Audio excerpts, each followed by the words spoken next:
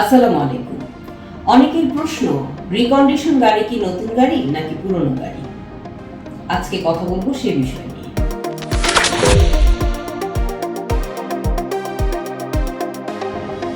বাংলাদেশের রিকন্ডিশন গাড়ি বলতে এমন গাড়িকে বোঝায় যা অন্য দেশে, বিশেষ করে জাপানে ব্যবহৃত হয়েছে।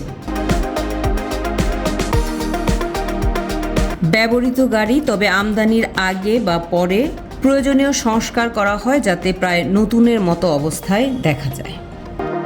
পরে সেটি পরীক্ষা নিরীক্ষা, মেরামত, সার্ভিসিং ও সৌন্দর্য বর্ধনের মাধ্যমে ভালো অবস্থায় এনে বাংলাদেশে আমদানি করা হয়।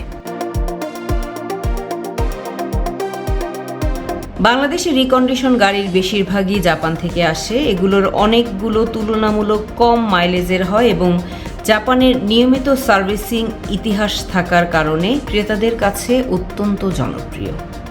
উদাহরণস্বরূপ বলতে পারি, 2022 সালের একটি জাপানি টয়োটা করোলা জাপানে 2-3 বছর ব্যবহৃত হয়েছে। পরে সেটি পরীক্ষা, সার্ভিসিং ও প্রয়োজনীয় মেরামতের পর বাংলাদেশে আনা হলো। তখন বাংলাদেশের বাজারে এটিকে রিকন্ডিশন গাড়ি বলা হয়।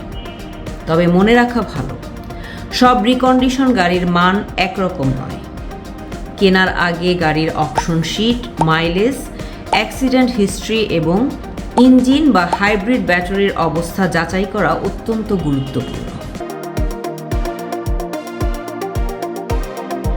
এক কথায়, রিকন্ডিশন গাড়ি মানেই হলো জাপানি রাস্তায় চলা গাড়ি, কিন্তু বাংলাদেশের রাস্তার জন্য এটি একদমই নতুন গাড়ি।